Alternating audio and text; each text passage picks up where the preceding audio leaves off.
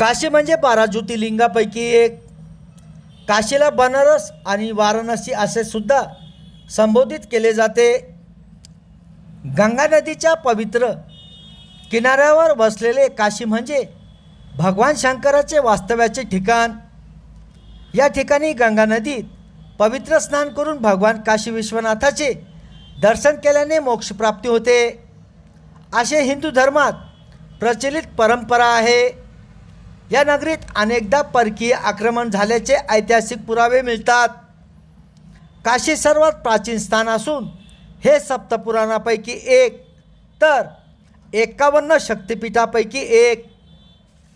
उत्तर प्रदेशमध्ये असलेल्या काशी विश्वनाथाचे मंदिराचे महाराणी अहिल्याबाई होळकर यांनी 1776 जीर्णोद्धार केले, तर लाहोरचे महाराजा रणजित सिंग यांनी मंदिराच्या शिखरासाठी 1000 किलो सोने दान दिले होते.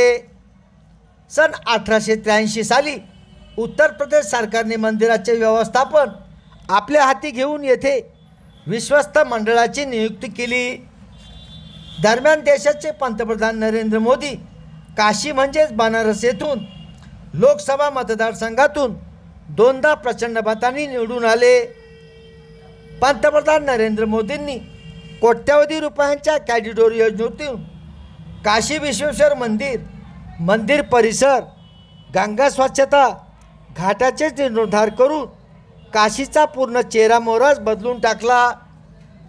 अत्यंत प्राचीन काशी नगरी गंगा नदीच्या काठी वसलेली असून या गंगेकाठी सुमारे 500 घाट आहेत. याच काशी नगरीच्या मनकर्णिका घाटावर संत एकनाथ महाराज यांनी श्रीमद भागवत ग्रंथाच्या 11 स्कंदावर एकनाथी भागवत पूर्ण केले. प्राकृत भाषेत रचलेल्या एकनाथी भागवत ग्रंथाची रचना अप्रतिम आणि मूळ मतितार्थापेक्षा सरस ठरल्याने काशीच्या विद्वानांनी शांतीब्रह्म संत एकनाथ महाराज यांची हत्तीवरून मिरवणूक काढून त्यांचा गौरव केला होता. तर संत तुलसीदास यांनीही या क्षेत्रात वास्तव्य केल्याचे पुरावे मिळतात.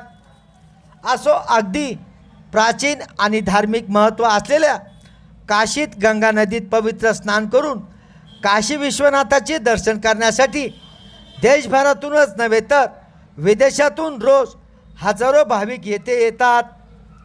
गंगाकाठी असलेल्या घाटावर अंत्यविधी, पिंडदान, मोक्षविधी, कालसर्पविधी, सर्वपिंडी विधी, दान संकल्प विधी केल्या जातात. म्हणजेच काशी विश्वनाथाच्या दर्शन आणि धार्मिक विधीसाठी रोज हजारो भाविक भक्त मृतकाचे आप्त या क्षेत्रात येतात. सध्या महाराष्ट्रात सर्वदूर पाऊस सुरू असून औरंगाबाद जिल्ह्यातील जायकवाडी तसेच महाराष्ट्रातील माजलगाव, उजनी, करंजवन, पालखेड, दारणा, कश्यपी, गौतमी, नांदूर, मगमेश्वर, नाशिकचे गंगापूर आदी धरणे तुडुंब भरले असून काही धरणातून विसर्ग केला जात आहे. याचप्रमाणे उत्तर प्रदेशमधील सर्व धरणे तुडुंब भरली असून गंगा नदीवरील सर्व धरणातून प्रचंड विसर्ग केला जात आहे. परिणामी गंगा नदीला महापूर आला असून याचा सर्वात मोठा फटका श्री क्षेत्र काशीला बसला. गंगा नदीला आलेल्या महापुराचे पाणी घाटाच्या बाजूस असलेल्या बाजारात आल्याने अनेक बाजारपेठा बंद पडल्या, तर काशीमधील नौकाविहार करण्यासाठी नौका व्यवसाय करणाऱ्या शेकडो नौका बांधून ठेवण्यात आल्या. त्यामुळे हजारो नाविक नावाडी आर्थिक संकटात सापडले आहेत. सर्वात महत्त्वाचे असे की धार्मिक क्षेत्र असल्याने गंगा घाटावर रोज शेकडो नव्हे तर धार्मिक हजारो विध्या केल्या जातात. जसे की पिंडदान, कालसर्पविधी, सर्वपिंडी विधी, होम हवन इत्यादी धार्मिक विध्या पूर्णपणे बंद पडल्याने येथे विधी करण्यासाठी आलेल्या भाविक भक्तांची प्रचंड कुचंबना होत आहे. तर काही जणांना विधी न करता आपल्या गावी परतावे लागत आहे. याचा सरळ आर्थिक फटका विधी करणाऱ्या ब्रह्मबंध विद्वानांना बसत आहे ते आर्थिक संकटात सापडले आहेत. काशी विश्वनाथ मंदिराजवळ गंगा घाटाजवळ रोज सामूहिक भव्य महाआरती केली जाते. ही भव्य दिव्य आरती बघण्यासाठी आणि याचा प्रसाद घेण्यासाठी घाटावर रोज हजारो भाविक येत असतात. परंतु गंगा नदीला महापूर आल्याने प्रशासन आणि विश्वस्त मंडळाकडून महाआरती गेल्या 15 दिवसापासून बंद करण्यात आली. पर्यायाने आरतीसाठी येणाऱ्या भाविक पर्यटकांची संख्या अत्यंत कमी झाली. यामुळे पानफूल विक्रेते, चहा हॉटेल, रिक्षा चालक, सायकल रिक्षा चालक, धर्मशाळा चालक, बनारस पान विक्रेते, बनारस साडी विक्रेते आर्थिक संकटात सापडले. गंगा नदीला महापूर आल्याने काशी क्षेत्रात भाविकांसह पर्यटकांची संख्या प्रचंड रोडावल्याने काशीची बाजारपेठ आता हवी तशी गर्दी त्या बाजारपेठेत बघायला मिळाली नाही. तर जिल्हा प्रशासनाकडून गंगेकाठी किंवा घाटावर कोणीही जाऊ नये असे वारंवार आवाहन करण्यात येत आहे. सर्वात महत्त्वाचा मुद्दा असा की धार्मिक क्षेत्र असल्याने काशी सध्या महापुराच्या फटक्यामुळे ओस पडली आहे. त्यामुळे सर्वच धार्मिक विद्या बंद पडल्याने विधी करण्यासाठी येणाऱ्या भाविक पर्यटकांची त्रेधा तिरपट होत आहे. त्यामुळे मिळेल ते त्या ठिकाणी विधी उरकून घेऊन समाधान मानून भाविक आपल्या गावी परतत आहेत. महत्त्वाचे असे की काशी विश्वनाथ मंदिरातही दर्शनासाठी येणाऱ्या भाविकांची संख्या कमी दिसली. ज्या काशीत पाय ठेवण्यासाठी जागा नसते, आज त्याच काशीत दुकानदार ग्राहकांची प्रतीक्षा करीत आहे. महापुराचा फटका केवळ विधी करणाऱ्या ब्रह्मवंदनास बसला नव्हे तर हजारो भाविक, नावाडी, पानफूल विक्रेते, सायकल, रिक्षा चालक व इतर सर्वच व्यावसायिकांना बसला असे म्हटल्यास वावगे ठरणार नाही. औरंगाबाद समाचार न्यूज चॅनलसाठी वाराणसीहून सुनील टाक.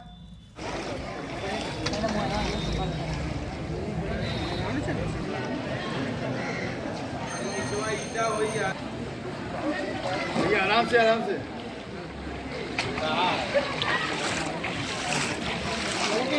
काशी विश्वनाथ दर्शन के लिए दुनिया से, देश से, कई राज्यों से यहाँ पे भाविक भक्त आते हैं. जबकि यहाँ पे गंगा की सैर करने के लिए, पिंडदान करने के लिए, विधि करने के लिए वो नाव और नौका का सहारा लेते हैं.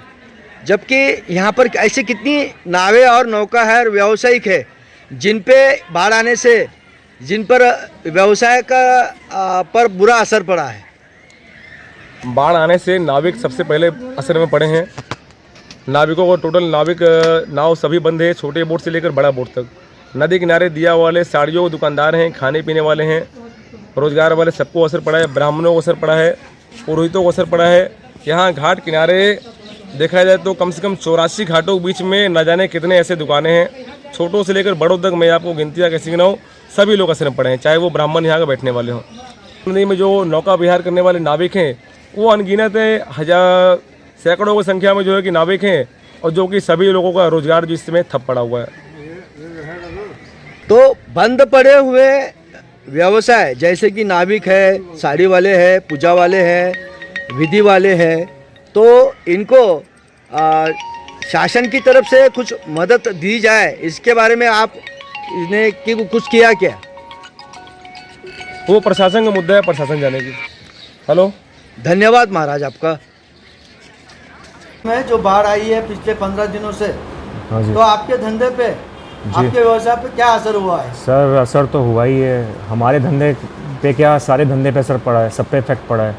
बाढ़ के कारण कस्टमर जो आते थे बाहर से वो आ नहीं रहे हैं, टूरिस्ट आ नहीं रहे हैं. तो जाहिर सी बात है हर बिज़नेस में फ़र्क पड़ा है, चाहे वो फुटवेयर का बिज़नेस हो, चाहे साड़ी का बिज़नेस हो, चाहे किसी भी चीज़ का बिज़नेस हो, एनीथिंग, मतलब सब पे फ़र्क पड़ा है.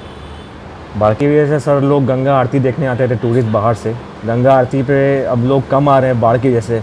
आरती पहले नीचे होती थी, अब पूरी सीढ़ी तक पानी आ चुका है। अब आरती ऊपर होती है, उसमें भी बहुत फ़र्क पड़ता है। तो कहाँ कहाँ से बाहर से आरती देखने, इतनी विश्व प्रसिद्ध हमारी गंगा जी की आरती ये लोग देखने आते थे, बाढ़ की वजह से लोग नहीं आ रहे टूरिस्ट बाहर से।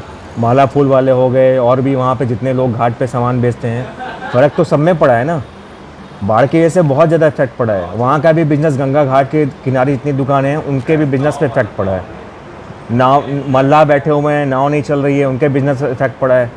अब नाव भी गंगा में बाधित हो गई ना, अभी प्रतिबंध है उस पर हो गया। जब तक पहाड़ का पानी कम नहीं होगा तब तक नावें नहीं चलेंगी। मल्लाह भी तो परेशान है, उनकी भी तो इनकम मर गई है, कहाँ से बेचारा करेगा। सब पे फ़र्क पड़ा हुआ है। वहाँ के जितने दुकानदार हैं सब परेशान हैं, सबकी मार्केट ख़राब है वहाँ पे। काशी क्षेत्र में जो बाढ़ आई है इससे आपको क्या परेशानी हो रही है, क्या दिक्कत आ रही है? दिक्कत ये परेशानी है कि मतलब नहीं बोट चल रही है, ना आरती हो रही है, हाँ, ना बोट ना आरती, और ना तो बाहरी आदमी आ रहे हैं। यही दिक्कत है। और गरीब आदमी जो रिक्शे वाले हैं, वो देखिए रिक्शे वाले हैं, और रिक्शे वालों को मतलब कस्टमर मिल नहीं रहे कमाने के लिए, यही दिक्कत है। विकास गोस्वामी जी, पिछले कई दिनों से काशी क्षेत्र में जो बाढ़ आई है, हाँ जी। तो इसके संदर्भ में आपके धंधे में, जो आपके पूजा सामग्री के धंधे में, इसमें आपको क्या दिक्कत आ रही है? दिक्कतें तो बहुत सारी आ रही हैं। यात्री नहीं आ रहे, गंगा आरती नहीं हो रहा है। जो हम लोग का जो बिजनेस है वो गंगा आरती से ही शाम का बिजनेस होता है। गंगा बाढ़ आने के कारण ना आरती हो पा रही है, ना बोटिंग हो पा रहे हैं। जो मेनली चीज़ है, लोग दर्शन करने भी बहुत कम लोग यात्री आ रहे हैं। बाढ़ प्रभावित बहुत ज़्यादा हो गया है, दिक्कतें तो बहुत हैं। यूपी का प्रशासन तो सही है, कर भी रहे हैं। बाकी जो जितना बाढ़ कम होने के बाद जितना जल्दी हो सके उतना सफाई जल्दी होगा तो फिर हम लोग का बिजनेस और अच्छा बढ़ेगा। हमारे साथ मधु शर्मा जी चाय वाले हैं। शर्मा जी, पिछले गत दिनों से काशी क्षेत्र में बाढ़ आई तो आपके धंधे पर क्या असर हुआ है? धंधे पे तो बहुत असर हो गया है। पानी बढ़ा हुआ है, पानी बढ़ने के कारण रोज़ प्रॉब्लम में आते हैं हम लोग। रोज़ सामान हटाना बढ़ाना, ग्राहक को डील नहीं कर पाते हैं हम लोग, और न ग्राहक बैठने की हमारे पास सुविधा होती है। और पानी घट जाता है तो आराम से ग्राहक बैठते हैं, तो पैसा का रोजी रोटी चलता है। हम लोग का रोजी रोटी इसमें बहुत परेशानी में चला हुआ है, बोहनी तक नहीं हो रहा है, तो इसकी प्रॉब्लम। संतोष कुमार, काशी में जो बाढ़ आया है गंगा माई को, तो इसके वजह से आपके धंधे पर क्या असर हुआ है? सर बहुत कुछ पड़ा है सर जी। ऐसा है कि पर्यटक नहीं आ रहे हैं, दर्शन करने वाले नहीं आ पा रहे हैं उतना, और चारों तरफ पानी की वजह से हम लोग भूखमरी के शिकार बन रहे हैं। लोग यहाँ लोग भाग रहे हैं, कहीं गांव चले जा रहे हैं, कोई यहाँ आ जा रहा है। इससे बहुत परेशानी है। बहुत जो 500-600 होता था अब 200-300 होने लगा। इससे हम लोग थोड़ा परेशान हैं, और कोई बात नहीं है। अब बोलूं, बाढ़ आने से आपके धंधे पे क्या असर हुआ है? हम लोग का धंधा पानी नहीं हो रहा है, बीच में बैठे हैं पानी में। बाढ़ बढ़ रही है क्या कम हो रही है? नहीं, बाढ़ बढ़ रही है। हाँ, पर्यटक आ रहे हैं यहाँ? हाँ, पानी यहाँ बहुत ज़्यादा ही आ गया है। जल दे दीजिएगा।